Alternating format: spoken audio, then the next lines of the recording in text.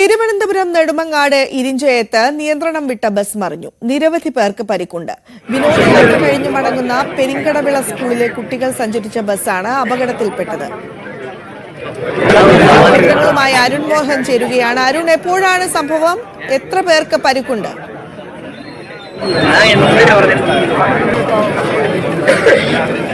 വിജയത്തിന് സമീപത്തായിരുന്നു ഈ ഒരു അപകടം ഉണ്ടായത്. ഇതൊരു വളവായിരുന്നു. വളവിൽ വെച്ച് നിയന്ത്രണം വിട്ടായിരുന്നു ഈ ടൂറിസ്റ്റ് ബസ് മറിഞ്ഞതെന്നാണ് നമുക്ക് മനസ്സിലാക്കാൻ കഴിയുന്നത്. ഇപ്പോഴും രക്ഷാപ്രവർത്തനങ്ങൾ തുടരുന്നു. കാരണം ഈ വാഹനത്തിൽ 50ഓളം പേർ, 49 പേർ ഉണ്ടായിരുന്നു എന്നാണ് വ്യക്തമായി നമുക്ക് നൽകുന്ന ഒരു കണക്ക്. ഇവരെ പലരെയും ഈ പറയുന്ന നെടുമങ്ങാട് ജില്ലാ ആശുപത്രിയിലും ഒപ്പം സമീപത്തെ സ്വകാര്യ മെഡിക്കൽ കോളേജിലും ഉൾപ്പെടെ പ്രവേശിപ്പിച്ചിട്ടുണ്ട് എന്ന് നമുക്ക് മനസ്സിലാക്കാൻ കഴിയുന്നു. ബസ്സിനെ ഇതുവരെ ഉയർത്തിയിട്ടില്ല. ബസ്സിന് ക്രെയിൻ എത്തിയാൽ മാത്രമേ ഉയർത്താൻ കഴിയുള്ളൂ. അതേസമയം ബസ്സിനടിയിൽ ആരുമില്ല എന്നുള്ള ആശ്വാസ വാക്ക് മാത്രം നമുക്കിപ്പോൾ പങ്കുവയ്ക്കാൻ കഴിയും. അതേസമയം ഈ രക്ഷാപ്രവർത്തനത്തിൽ തുടരുകയാണ്. നെടുമങ്ങാട് ജനറൽ ആശുപത്രിയിൽ എത്തിച്ച പ്രിയ എന്ന 49-കാരിയെ ഇപ്പോൾ കൂടുതൽ ചികിത്സയ്ക്ക് വേണ്ടി തിരുവനന്തപുരം മെഡിക്കൽ കോളേജിൽ ആശുപത്രിയിലേക്ക് മാറ്റി എന്നുള്ള ഒരു വിവരം കൂടി നമുക്ക് പങ്കുവയ്ക്കാം. എന്തായാലും ഈ പറയുന്നത് പോലെ കുട്ടികൾ അടങ്ങിയ സംഘമാണ് എത്തിയത്. നെയ്യാറ്റിൻകര പെരിങ്കടവിളയിൽ നിന്നെത്തിയ വിനോദസഞ്ചാരം നടത്തി വീട്ടിലേക്ക് മടങ്ങുന്നതിനിടയിലായിരുന്നു ഈ ഒരു അപകടം സംഭവിച്ചത്. കൂടുതൽ വിവരങ്ങൾ ഈ വരും നിമിഷങ്ങളിൽ നമുക്ക് വ്യക്തമാവും. സുമി, ഡാൻ കുര്യൻ കൂടെ ചേരുകയാണ്. ഡാൻ, എത്ര വലിയ അപകടമാണ് ഉണ്ടായിരിക്കുന്നത്? കുട്ടികളിൽ എത്ര പേർക്ക് പരിക്കുണ്ട്? എന്താണ് വിവരങ്ങൾ? എത്ര പേർക്ക് പരിക്കേറ്റിട്ടുണ്ട് എന്ന് കൃത്യമായി എണ്ണി പറയാൻ കഴിയുന്ന ഒരു സാഹചര്യമല്ല. നിരവധി പേർക്ക് പരിക്കേറ്റിട്ടുണ്ട് എന്ന വിവരം മാത്രമാണ് ഇപ്പോൾ ലഭിക്കുന്നത്. ഇതിൽ ഒരാളുടെ നില അല്പം ഗുരുതരമാണ്. ഇവരെ മെഡിക്കൽ കോളേജ് ആശുപത്രിയിലേക്ക് അവിടെ നിന്ന് റെഫർ ചെയ്തിരിക്കുകയാണ്. ആരോഗ്യവകുപ്പ് മന്ത്രി വീണ ജോർജ് മെഡിക്കൽ കോളേജ് സൂപ്രണ്ടിനോട് അടിയന്തരമായി വൈദ്യസഹായം നൽകുന്നതിന് വേണ്ടിയ ക്രമീകരണങ്ങൾ ഉറപ്പുവരുത്താനുള്ള നിർദ്ദേശം അല്പസമയം മുമ്പ് നൽകിയിട്ടുണ്ട്. ഇതിന്റെ ഭാഗമായി എത്രയധികം ആളുകളെ അവിടെ നിന്ന് മെഡിക്കൽ കോളേജ് ആശുപത്രിയിലേക്ക് എത്തിച്ചാലും അവർക്ക് കൃത്യമായ ചികിത്സ ഉറപ്പുവരുത്തുന്നതിന് അടിയന്തര വൈദ്യസഹായം ലഭ്യമാക്കുന്നതിന് വേണ്ടിയിട്ടുള്ള ക്രമീകരണങ്ങളൊക്കെ സജ്ജമാക്കിയിട്ടുണ്ട്. ബസ് ഇപ്പോഴും മുകളിലേക്ക് ഉയർത്താൻ കഴിയാത്തതാണ് പ്രധാനപ്പെട്ട ഒരു വെല്ലുവിളി. ഈ രക്ഷാദൌത്യത്തിൽ നേരിടുന്ന ഒരു വെല്ലുവിളി അത് തന്നെയാണ്.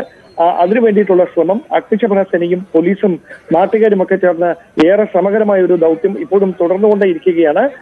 പക്ഷേ ബസ്സിനടിയിൽ ആരും കുടുങ്ങിക്കിടക്കുന്നില്ല എന്ന ആശ്വാസകരമായ ഒരു വിവരം തന്നെയാണ് ഏറ്റവും ഒടുവിൽ അവിടെ നിന്ന് ലഭിക്കുന്ന സൂചനകൾ പ്രകാരം അറിയാൻ കഴിയുന്നത്. എന്തായാലും നാട്ടുകാരുടെ അടക്കം സഹകരണത്തോടെയാണ് ഇപ്പോൾ ഈ രക്ഷാദൌത്യം പുരോഗമിച്ചുകൊണ്ടിരിക്കുന്നത്. ഒരാൾക്ക് സാരമായി പരിക്കേറ്റിരിക്കുന്നു. അവരെ മെഡിക്കൽ കോളേജ് ആശുപത്രിയിലേക്ക് റെഫർ ചെയ്തിരിക്കുന്നു എന്ന വിവരമാണ് ലഭിക്കുന്നത്. പ്രിയ എന്നാണ് ഈ തലയ്ക്ക് സാരമായി പരിക്കേറ്റ വനിതയുടെ പേര്. അവരെയാണ് മെഡിക്കൽ കോളേജ് ആശുപത്രിയിലേക്ക് നെടുമങ്ങാട് നിന്ന് റെഫർ ചെയ്തിരിക്കുന്നത്. മറ്റുള്ളവർക്ക് അത്രയധികം വലിയ പരിക്കുകൾ ഇല്ല എന്ന സൂചനകളാണ് ലഭിക്കുന്നത്. കൂടുതൽ വിശദാംശങ്ങളൊക്കെ വരും മണിക്കൂറുകളിൽ മാത്രമേ ലഭ്യമാവുകയുള്ളൂ. പ്രാഥമികമായ ചികിത്സ ഉറപ്പുവരുത്തുന്നതിന് വേണ്ടിയിട്ടുള്ള ക്രമീകരണങ്ങൾ താലൂക്ക് ആശുപത്രിയിൽ അടക്കം സജ്ജമാക്കിയിട്ടുണ്ട്. അവിടെ നിന്ന് കൂടുതൽ പരിക്കേറ്റിട്ടുള്ളവരെയാണ് വൈദ്യസഹായം വിദഗ്ധ ചികിത്സയ്ക്ക് ഉറപ്പുവരുത്തേണ്ട ആളുകളെയാണ് അവിടെ നിന്ന് റെഫർ ചെയ്ത് മെഡിക്കൽ കോളേജ് ആശുപത്രിയിലേക്ക് എത്തിക്കുന്നത്. ഒരാളുടെ മരണം ഇപ്പോൾ സ്ഥിരീകരിച്ചിരിക്കുന്നു എന്ന വിവരമാണ് ലഭിക്കുന്നത്. ഈ അപകടത്തിൽ ഒരു മരണം സ്ഥിരീകരിക്കുന്നു. 60 വയസ്സുള്ള ഒരു സ്ത്രീയാണ് മരണപ്പെട്ടത് എന്ന സൂചനകളാണ് ലഭിക്കുന്നത്. അതുമായി ബന്ധപ്പെട്ട അവരുടെ പേര് മറ്റ് വിശദാംശങ്ങളൊക്കെ ലഭ്യമാകാനിരിക്കുന്നതേ ഉള്ളൂ. ഒരു മരണം ഈ അപകടത്തിൽ, നാടിനെ നടുക്കിയ ഒരു അപകടത്തിൽ ഒരു മരണം സംഭവിച്ചിരിക്കുന്നു. 49 പേർ സഞ്ചരിച്ചിരുന്ന വാഹനമാണ് അപകടത്തിൽപ്പെട്ട് മറിഞ്ഞത്. ഇപ്പോഴും ഈ ബസ് ഉയർത്താൻ കഴിഞ്ഞിട്ടില്ല. അത് ഉയർത്തുന്നതിന് വേണ്ടിയിട്ടുള്ള നടപടികളൊക്കെ പുരോഗമിച്ചുകൊണ്ടിരിക്കുകയാണ്. അതിനിടയിലാണ് ഇപ്പോൾ ഒരു മരണം സംഭവിച്ചിരിക്കുന്നുവെന്ന വിവരങ്ങൾ ഇപ്പോൾ അവിടെ നിന്ന് പുറത്തു വരുന്നത്. ഡാൻ, അതുപോലെ തന്നെ ഈ ബസ്സിനുള്ളിൽ ആരെങ്കിലും കുടുങ്ങിക്കിടക്കുന്നുണ്ടോ? എല്ലാവരുടെയും രക്ഷാപ്രവർത്തനം പൂർത്തിയായോ? ആ നടപടികളൊക്കെ അവിടെ പുരോഗമിക്കുകയാണ്. ബസ്സിനടിയിൽ ആരെങ്കിലും കിടക്കുന്നുണ്ടോ എന്നതായിരുന്നു ഏറ്റവും പ്രധാനപ്പെട്ട ഒരു ആശങ്ക. പക്ഷേ അങ്ങനെയൊന്നുമില്ല എന്ന് ഏറെക്കുറെ ഉറപ്പായിരിക്കുന്നു. ഇതുവരെ നടത്തിയ പരിശോധനകളിൽ നിന്ന് ബസ്സിനടിയിൽ ആരും കുടുങ്ങിക്കിടപ്പില്ല എന്ന ഉറപ്പിച്ചതിന് ശേഷമാണ് ബസ് ഉയർത്തുന്നതിന് വേണ്ടിയിട്ടുള്ള വടം കെട്ടി, വലിയ വടങ്ങൾ കെട്ടി ക്രെയിനുകൾ ഉപയോഗിച്ചുകൊണ്ട് ബസ് ഉയർത്തുന്നതിന് വേണ്ടിയിട്ടുള്ള നടപടികൾ ആരംഭിച്ചിരിക്കുന്നത്. അത് വൈകാതെ തന്നെ ഫലം കാണുമെന്നാണ് പ്രതീക്ഷിക്കപ്പെടുന്നതും. അങ്ങനെയാണെങ്കിൽ അല്പസമയത്തിനകം ബസ് മുകളിലേക്ക് ഉയർത്താനാകുമെന്നാണ് കരുതപ്പെടുന്നത്. നമുക്കറിയാം എല്ലാ സൗകര്യങ്ങളുമുള്ള ആധുനികമായൊരു ബസ്സാണ്. അപ്പോൾ അതിന് അത്രയും അധികം ഭാരവുമുണ്ട്.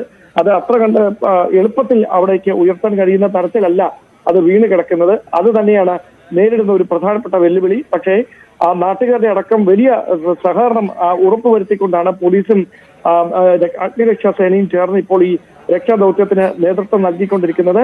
നമുക്ക് അല്പസമയത്തിനകം കുറച്ചുകൂടി വ്യക്തമായ ദൃശ്യങ്ങൾ, അതായത് അവിടെ നിന്നുള്ള ഏറ്റവും പുതിയ രക്ഷാദൌത്യവുമായി ബന്ധപ്പെട്ട ദൃശ്യങ്ങളൊക്കെ ലഭ്യമാകും.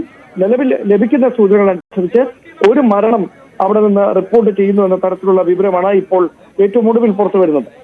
തിരുവനന്തപുരം നെടുമങ്ങാട് ഇരിഞ്ചയത്ത് നിയന്ത്രണം വിട്ട ബസ് മറിഞ്ഞു. നിരവധി പേർക്ക് പരിക്കേറ്റിട്ടുണ്ട്. ഒരാൾ മരിച്ചു എന്ന വിവരമാണ് പുറത്തുവരുന്നത്. വിനോദയാത്ര കഴിഞ്ഞ് മടങ്ങുന്ന പെരിങ്കടവിള സ്കൂളിലെ കുട്ടികൾ സഞ്ചരിച്ച ബസ്സാണ് അപകടത്തിൽപ്പെട്ടത്.